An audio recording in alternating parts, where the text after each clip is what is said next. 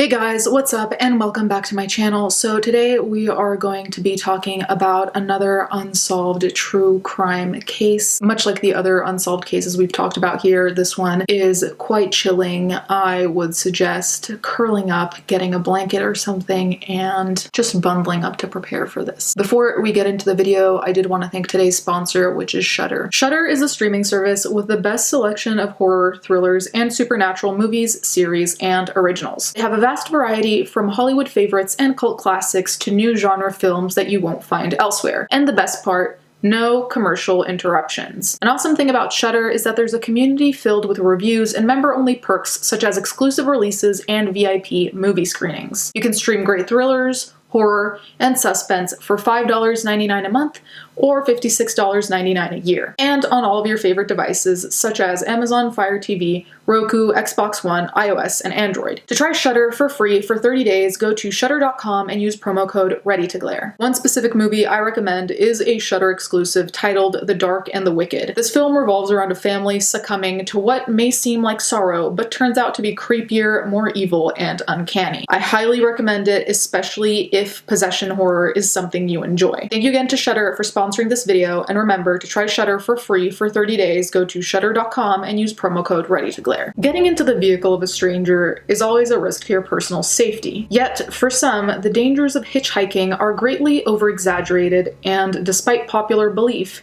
hitchhiking is still a common practice. For those who often hitchhike, the risks and perils are known, but they are not enough to hinder them from doing so. The reality is that most of the dangers associated to hitchhiking are presented more notably to alert women, as women are more likely to be sexually assaulted or even murdered compared to men when getting into a vehicle with a stranger. And while no current statistics are truly known regarding how often people hitchhike without incidents, we're far more likely to hear about the horrific tales and worst-case scenarios that hitchhiking poses. This is one such cautionary tale where a woman found herself in a dire situation while hitchhiking. Her fate was sealed the moment she accepted a ride from the man who would murder her. This is the unsolved murder of Amber Tuccaro, and how solving the case hinges on identifying a man's voice on an audio recording. Amber Tuccaro was a 20-year-old single mother from the Mikisew Cree First Nation living in Alberta, Canada, with her mother, Vivian, nicknamed Tootsie Tuccaro, and 14-month-old son, Jacob. On August 17th, 2010,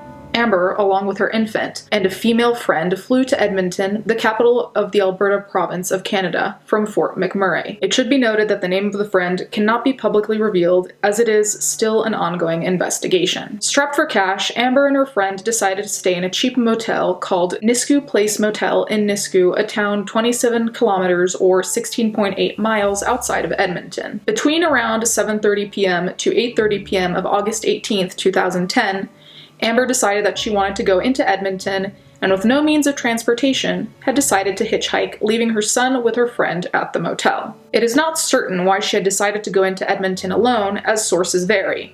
Nevertheless, August 18th, 2010 is officially declared the fateful night that Amber Tuccaro disappeared, for you see, she was successful at finding a ride, unknowing the man offering her this ride had no intention of taking her to Edmonton. Amber never returned to the motel in Nisku that evening, nor did she return the next day, prompting her frantic friend to call Amber's mother, Tootsie, to inform her of the situation. Her daughter was missing. Tootsie felt it was out of character for Amber not to be in contact, considering she was traveling with her son. Concerned for the well-being of Amber, Tootsie called the RCMP, the Royal Canadian Mounted Police, which are the federal and nation police service of Canada, to file a missing persons report. Unfortunately, as is the case with many adult missing persons cases, this was not taken seriously, as adults can choose to, quote, disappear out of their own volition. This case was regrettably no exception. Tootsie took to the media, criticizing the RCMP's negligent and dismissive response as she pled for law enforcement's help to find her missing daughter, while also sharing the disturbing response officers told her that her daughter,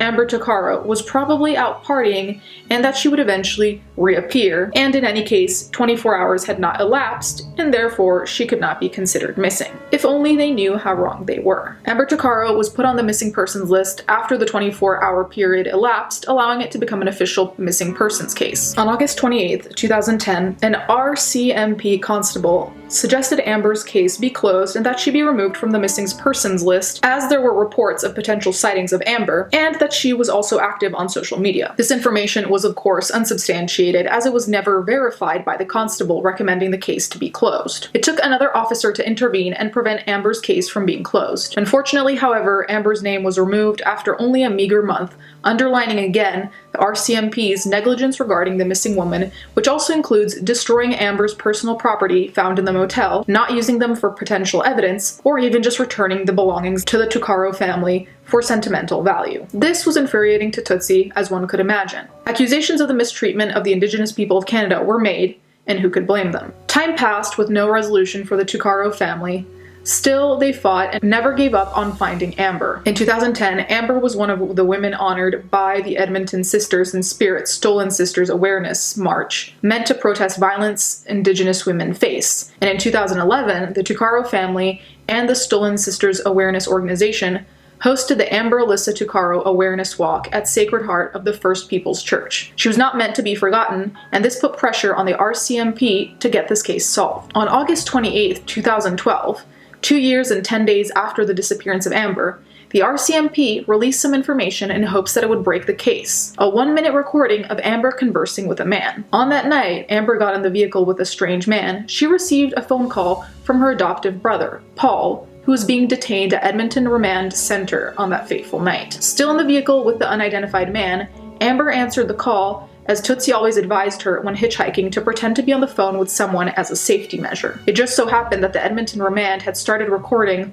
all outgoing calls made by inmates in early 2010, and while the RCMP released 1 minute of Amber conversing with the man, the audio itself is 17 minutes long. Here is the audio and the transcript that the RCMP released to the public. Where are we by? We're just heading south of Beaumont, or north of Beaumont. We're heading north to Beaumont. Yo, where are we going? No, this is a... Are you f***ing kidding me? You better not be taking me anywhere I don't want to go. I want to go into the city. Jeez. Yo, we're not going in the city, are we? We're going. No, we're not. Yes. Then where the f*** are these roads going to? 50th Street. 50th Street. Are you sure? Absolutely. Yo, where are we going? 50th Street. 50th Street? 50th Street. East, right? East. Over town. Travel.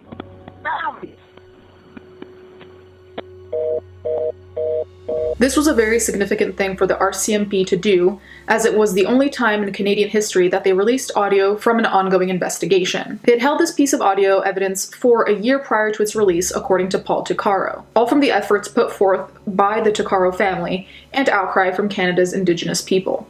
This was a clear attempt to draw out new leads and get help from the public to identify the voice heard in the audio recording. Based on the audio recording, the investigators believed that the unknown man was driving Amber southeast along rural roads and not towards Edmonton. A Reddit user called u/yeshunty, who is local to the area, believes that he was backtracking, heading down random roads to confuse or disorient her, and this was clearly a man who knew his way around the rural and gravel roads. Sadly, on October 1st, 2012, a mere 4 days after the release of the audio, a group of horseback riders located a human skull on a rural property in Leduc County, which is south of the Nisku Place Motel. The unearthed remains prompted a 2-day search of the area, with the RCMP initially believing the case of the human skull and the missing Amber Tuccaro were not related. They were wrong, again, as the remains were identified by Edmonton Medical Examiner's Office and the RCMP Forensic Identification Services as Amber Tuccaro. This was now a murder investigation. To make matters worse, the partial remains of 4 other women were found in the surrounding area,